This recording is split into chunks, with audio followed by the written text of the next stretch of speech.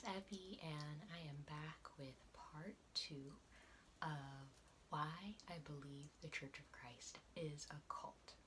And I've already done my introduction and overview, which is the first video, and then the letter B out of the B.I.T.E model by Hassan's model of basically like different characteristics of how you can tell if a group is likely a cult, an authoritarian or coercive group. So this video is part 2 of the B.I.T.E model, and we're going to be going over the letter I, which stands for information control.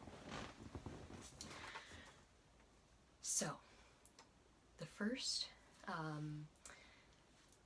bullet point here, it says deception, and underneath it says systematically lie to the cult member. Now, there are a lot of examples I could give for this, but one of the primary ones, which is really a core teaching of the Church of Christ, is that the Church of Christ was established on the day of Pentecost.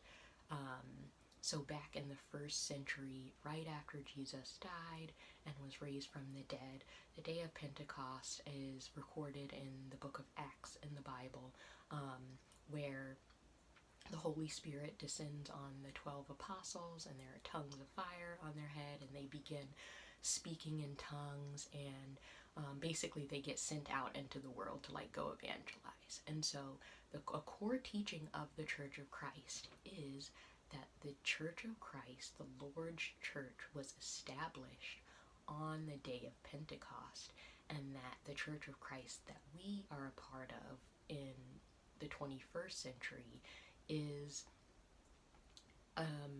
has continued in an unbroken line all the way into the present day. And so the Church of Christ says that they are not a part of they're not a denomination. They are the true church. They're the Lord's church. That's the lingo that is used. And that's just not true. The reality is that the Church of Christ was started by Alexander Campbell and Barton Stone in the United States at some point in, I think it was the 1840s. That might not be exactly the right decade, but it was the 1800s at some point. And it was started actually as part of something called the Restoration Movement. So you may have heard of the Reformation movement and the Great Awakening, and those were kind of, a movement of the Protestant, kind of differentiating from the Catholic Church. But the Church of Christ is what some people call it a New American religion, where and the New American religion includes Mormons as well. But basically these new kind of religions that started in the United States, usually at some point either right around the tail end of enslavement or maybe right after, so maybe right before or right after enslavement, when the United States was in turmoil and people were kind of leaving the Confederacy to go out west. There was a lot of turmoil that was happening in the United States, and it was during that time that there were groups of people who were very dissatisfied with the Protestant churches, the mainline churches like the Methodist, the Church of England, those sorts of groups, and they started new groups that were supposed to be, Alexander Campbell and Barton Stone were saying that they wanted to basically go back to a simpler version where there weren't all these trappings and all this extra stuff that they felt was part of the groups, like the mainline Protestant denominations. So that's where the Church of Christ started. But growing up in the Church of Christ, I actually never heard of Alexander Campbell. I had never heard of Barton W. Stone.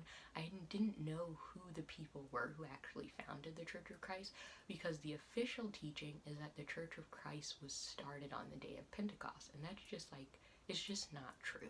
So that's the best example I can give of systematically lying. Minimize or discourage access to non-cult sources of information, including internet, TV, radio, books, newspapers, magazines, former members, and to keep members so busy that they don't have time to think and investigate. So, an example that I can think of for this is, at least in my own family, growing up, my parents were not quite as deep into the Church of Christ because when, shortly after I was born, they had only been in the Church of Christ like less than 5 years. But at this point, they've been in the Church of Christ for more than 30 years. So they've had a lot more indoctrination, a lot more of the brainwashing. And so now, if I am to go to I don't go to my parents' house, but were I to go there, the last time I went there, for example, if you look on their bookshelf, every book that's on the shelf is a book that's written by a member of the Church of Christ that has been published by one of the 2 or 3 Church of Christ book publishers. And if I turn on the TV or if there's any media playing, it's either congregational singing or a sermon that's recorded or maybe live streamed that's playing. If they're in the car, they're listening to literally just listening to scriptures or listening to sermons. So basically all of the media that they're consuming is stuff that the Church of Christ has created. We were also very heavily discouraged from, watching movies and TV shows that were considered worldly. So basically anything that wasn't for children, that required basically any critical thought at all, and even things that are for children. For example, the last time I was at my visiting my parents, there was I was playing a movie for my grandma, and I think it was Raising Dion on Netflix, and that movie that series is for kids. The main character in the show is 8 years old or something like that. And there was one scene where there was, one of the minor characters, not even the main character, but I think it's one of the main character's sisters, is having a conversation with her girlfriend. So they don't explicitly say the character is gay, but they insinuate this person is dating somebody of the same gender. And it was all of a sudden, this is a horrible show, what do you have playing? And I'm this is literally a children's show. But my parents got so upset about it, they turned it off, and then they were how dare you play this in our home, and I had watched it before, but I forgot about that scene because it's a whole series with 10 or however many episodes, and that was at most 2 or 3 minutes in one episode. So, but things like that. So it's the more ingrained and indoctrinated you get, the harder it is to watch any sort of popular media or to listen to music on the radio even, because basically everything is going to be reminding you of the world and is going to be considered worldly unless it's something that's produced by members of the Church of Christ. The next one is encourage spying on other members. Report deviant thoughts, feelings, and actions to leadership. Ensure that individual behavior is monitored by a group. So one example I can think of this is definitely a common practice. I'm, just for the sake of time, I'm not going to go down and list 12 different examples, but I'll, give 1 or 2 examples. So I do remember being in college, growing up, I wasn't really around people who weren't in the Church of Christ. I was homeschooled, and all of our traveling and socialization was with other members of the Church of Christ. Kind of going back to my first video where it's you're discouraged from associating with people outside of the group. But when I went to college, even though it was a Church of Christ school, there were international students or athletes who weren't necessarily part of the Church of Christ, even though they were going to school there. And if people became friends with them, sometimes these students would go to a bar or have parties and things like that. And there definitely was this first of all, there was security who, there was a curfew, and it's like if you leave campus if you try to leave your dorm after curfew, there would be an alarm that would go off. If you sneak out the window, there's like security riding around watching. And then, if you get caught breaking out, you were punished. And students were encouraged to tattle on each other, and so you basically had to keep it a secret if you wanted to like sneak out. I definitely heard of students going to bars and then finding out that somebody heard about it or saw them and told on them for going to a bar while we were in school. And I mean, these are people who are like over 21. We're like whole adults. So it's not like you're, 17, 18 years old or something like that. Like, you could legally go into a bar. Like, you show your ID, the bar is like, okay, you're fine to be in here. But if a member of the Church of Christ were to see you entering the bar, they would probably definitely tell somebody. There's a lot of gossiping and that sort of thing. And then if somebody really had it in for you, they would go and tell the elders of a congregation that you attended, or tell your parents or something like that. And that's something that could get someone kicked out of school, like kicked out of college. So that's an example for the spying on other members. And I mean, the college example was one example, but I've heard of members spying on each other, going to bars, or like, for example, if you're like going to the home of somebody who you're dating, and that would be considered something that you shouldn't do, because it's like, who knows what you're doing behind closed doors, and if somebody sees you, they definitely would narc on you. Extensive use of cult-generated information and propaganda, including newsletters, magazines, journals, audio tapes, etc. This is definitely true. I already mentioned, the bookshelf full of Church of Christ literature.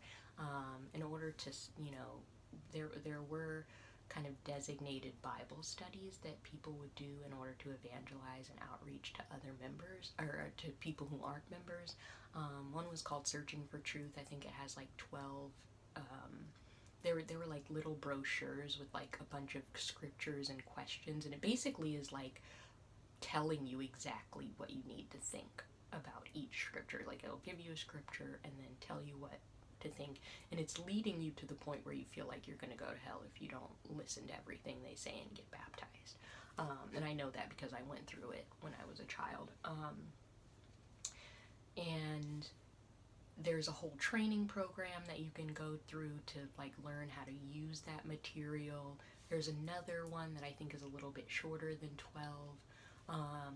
There were all these tracks, and I just remember like there being a whole like kind of like a wooden rack with like dozens of different tracks that were all like Church of Christ doctrine. And most of it, I mean, it wasn't like they had a graphic designer or somebody like creating this stuff, and I guess they figured like it's the truth, so it shouldn't matter how it's presented. But it wasn't very visually appealing as far as what I can remember.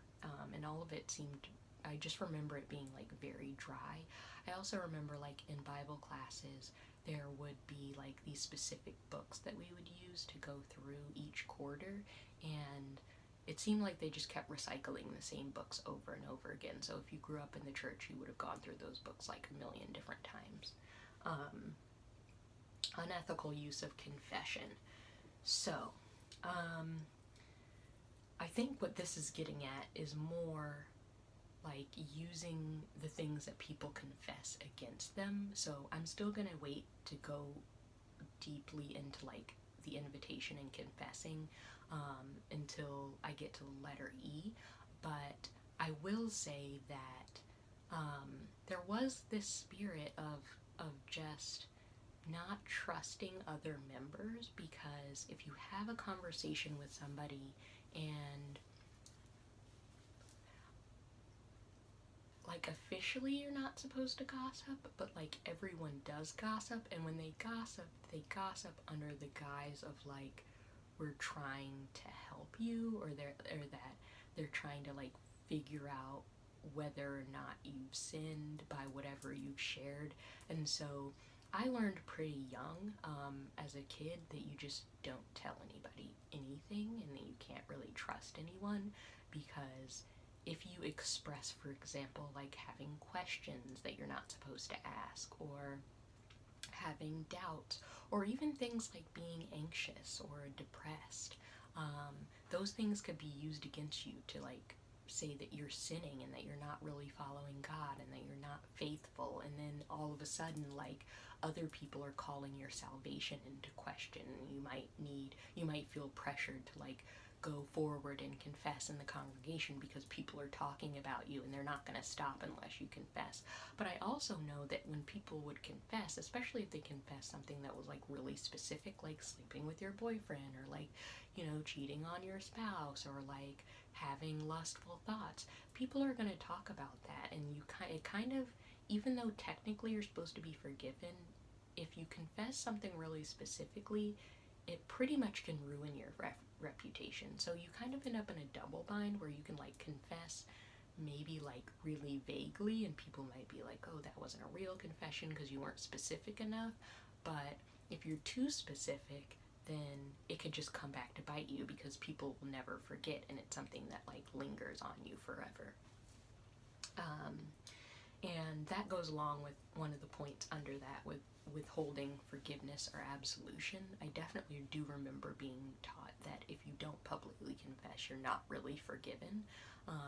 And that's not in the Bible either. That's like a specific Church of Christ teaching that you have to, it's like you have to publicly confess and like come forward in front of the congregation, which again is like publicly humiliating yourself. But it definitely was used as like a measure of whether or not somebody is truly faithful. Um, so that's the letter I, and I'm going to wrap it up there. Thank you for watching. If you have other examples that you have thought of as I've been talking, please share them. Would love to hear about, you know, other things that you remember or that you've heard about in the Church of Christ that align with any of the things that I've shared today. Thanks. Bye.